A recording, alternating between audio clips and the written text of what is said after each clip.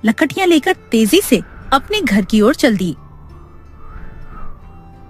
देखा, कुदरत जब अपना रंग दिखाती है तो बड़े बड़ों का घमंड बर्फ की तरह पिघल जाता है। गांव में बर्फबारी थमी तो थी, लेकिन ठंड अभी भी वैसी ही जानलेवा बनी हुई थी। उसी गांव में एक और लकड़हारा मनीराम बड़ा ही लालची और मौके का फायदा उठाने वाला इंसान था। उसने सोचा था कि इस आपदा में वो लकड़ियां ऊंचे दामों पर बेचकर अमीर बन जाएगा। एक दोपहर मनीराम लकड़ियों का गट्ठर लेकर गांव की एक तंग गली से गुजर रहा था। वहां एक टूटे फूटे घर के बाहर रामू काका धूप सेकने की कोशिश कर रहे थे। मनीराम बेटा, जरा रुकना।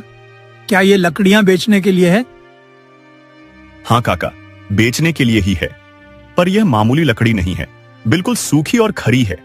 एक बार जलाओगे तो रात भर घर गर्म रहेगा। इसका दाम 60 रुपए लगेगा।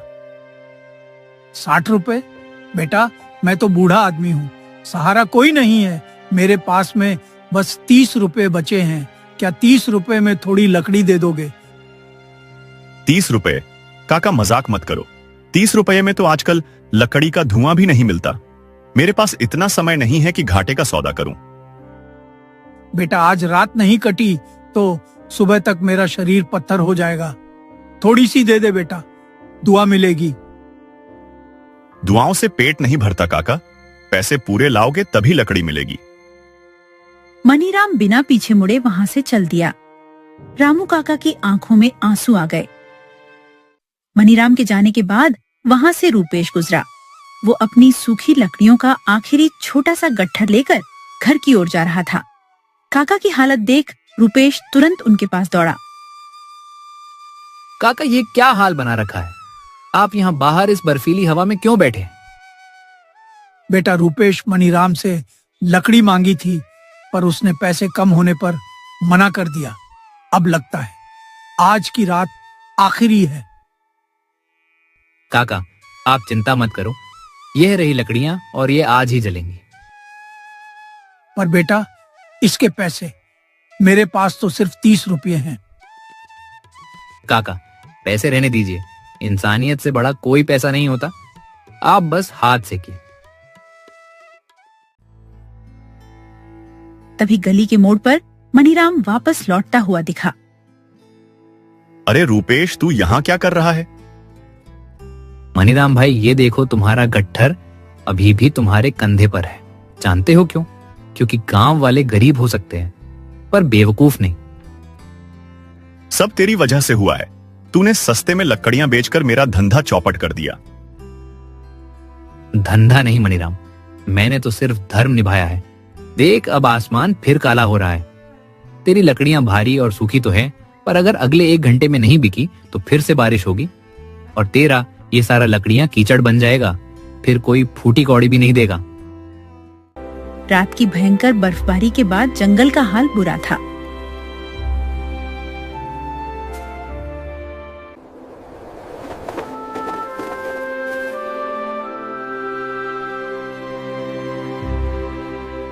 रुपेश ने सुबह उठकर देखा कि घर में लकड़ियां कम होने लगी हैं। उसने अपनी कुल्हाड़ी उठाई और रूपाली के पास गया। रूपाली, घर की लकड़ियां खत्म होने को है और बाहर सब भीग चुका है। मैं जंगल जा रहा हूँ, कुछ खाने को बांध दे। पता नहीं आज कितनी दूर जाना पड़े। रूपाली ने प्यार से रोटियों और अचार की एक पोटली बनाई और रुपेश को थमा दी। ये लीजिए जी, और शाम को जल्दी आइए। रुपेश कुल्हाड़ी कंधे पर रख जंगल की ओर चल पड़ा। जंगल में हर तरफ नमी थी, जहाँ देखो वहाँ गीली लकड़ियां थीं। रुपेश सूखी लकड़ी की तलाश में जंगल के बहुत भीतर पहुंच गया। वहाँ उसने देखा कि एक बूढ़ी अम्मा पेड़ के नीचे बैठी है। जैसे ही रुपेश पास पहुंचा, बूढ़ी अम्मा ने अपनी आंखें खोली। उनके चेहरे पर तेज था, पर वे बहुत थकी हुए लग रही थीं। बेटा, क्या तुम्हारे पास कुछ खाने को होगा? मैं कई दिनों से भूखी हूँ। रुपेश का दिल पसीज गया। उसने बिना कुछ सोचे रूपाली की दी हुई खाने की पोटली बूढ़ी अम्मा के सामने रख दी। अम्मा, ये साधारण भोजन है, पर मेरी पत्नी ने बड़े प्रेम से बनाया है। आप इसे ग्रहण करें। बूढ़ी अम्मा ने बड़े चाव से भोजन किया। भोजन करने के बाद उनके चेहरे पर एक अलौकिक मुस्कान आई। बेटा तू बड़ा दयालु है, खुद भूखा रहकर तूने एक बुढ़िया का पेट भरा। बता तू इस घने और गीले जंगल में क्या ढूंढ रहा है? अम्मा, गांव में कड़ाके की ठंड है। मैं सूखी लकड़ियां लेने आया था, पर भारी बारिश और बर्फ ने सब भिगो दिया है। समझ नहीं आ रहा कि घर का चूल्हा कैसे जलेगा और गांव वालों की मदद कैसे करूंगा। ले बेटा, यह तेरी दया का फल है। यह जादुई वृक्ष के बीज हैं। इन्हें अपने घर के सामने लगा देना। इन पेड़ों की टहनियां हमेशा सूखी और खरी रहेंगी। तू जितना इन्हें काटेगा, ये उतनी ही तेजी से बढ़ेंगे। तुझे और तेरे गांव को कभी लकड़ियों की कमी नहीं होगी। रुपेश की खुशी का ठिकाना ना रहा। वो खाली हाथ नहीं, बल्कि पूरे गांव के लिए एक वरदान लेकर घर की ओर भागा। घर पहुंचते ही उसने रूपाली को सारी बात बताई। क्या सच में एक पोटली खाने के बदले इतना बड़ा चमत्कार? हाँ रूपाली, इंसानियत कभी खाली नहीं जाती। अब हमारे घर के सामने खुशहाली का पेड़ उगेगा। रात को रुपेश और रूपाली ने मिलकर उन बीजों को आंगन की गीली मिट्टी में बो दिया। उनके मन में एक अजीब सी उम्मीद थी और वे कंबल ओढ़कर सो गए।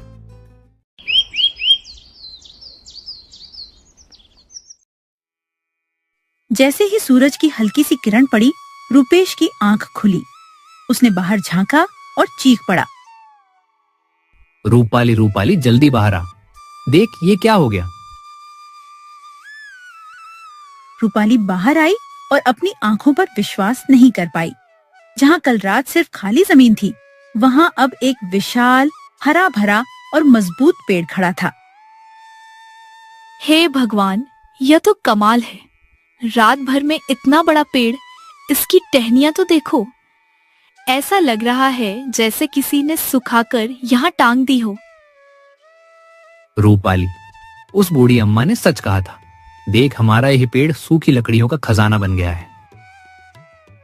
सचमुच भगवान गरीबों की सुनता जरूर है। अब ना हमारा चूल्हा बुझेगा। अम्मा की कृपा से आज हमारे आंगन में खुशहाली का पेड़ उगाया है। धन्यवाद बूढ़ी अम्मा। आप इस कड़ाके की ठंड और बारिश के कहर में हमारे लिए साक्षात भगवान बनकर आए। आपने न सिर्फ मेरी भूख का मान रखा, बल्कि पूरे गांव को जमने से बचा लिया। रुपेश ने उस पेड़ से सूखी लकड़ियां काटी और उनके छोटे छोटे गट्ठर बनाकर गांव की ओर निकल पड़ा। गांव के लोग रुपेश की ईमानदारी और दरियादिली देखकर बहुत खुश हुए और देखते ही देखते पूरे गांव में खुशहाली छा गई। इस प्रकार की मजेदार कहानियों को सुनने के लिए हमारे चैनल अक्कू टोन को सब्सक्राइब करना ना भूलें।